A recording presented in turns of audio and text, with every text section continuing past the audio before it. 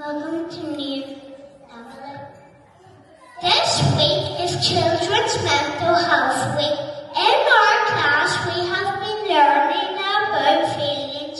We all know that all feelings are okay, but it's important to know what we do when we have worries. We read a book about Ruby's worry. We will let this start with me now.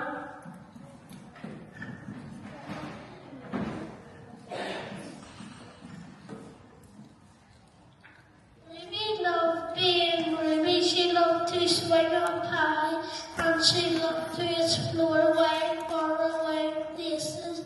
Sometimes she even went all the way to the very bottom of the garden. Ruby was perfectly happy until one day she discovered a worry. It wasn't a very big worry. In fact, it was so small that at first Ruby could hardly notice it. But then the worry started to grow. Each day got a little bit bigger. It just couldn't leave her alone.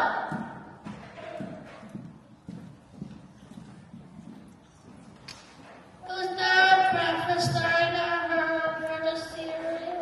Walked out of the stove there at night when she was cleaning her teeth? The funny thing was, no one else could see Ruby's worry, not even her teacher, so she pretended that she couldn't see it either.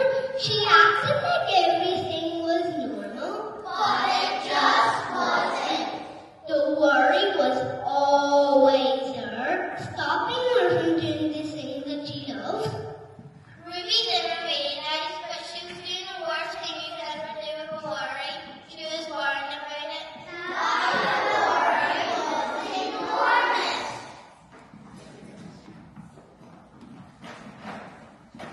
It could barely fit in the kitchen at tea time, and it filled up half of the school bus, and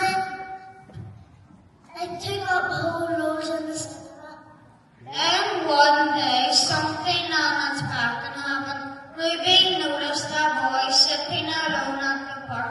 He looked like she felt sad. Then she noticed something else, something hurrying next to him. Could it be a worry? It was. Then she realized that she wasn't the only person with the worry. Other people had them too.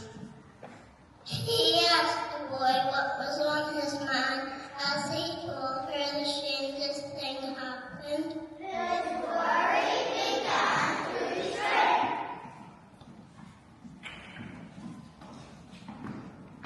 Then Ruby did the best thing you can ever do if you had a worry. She talked about it.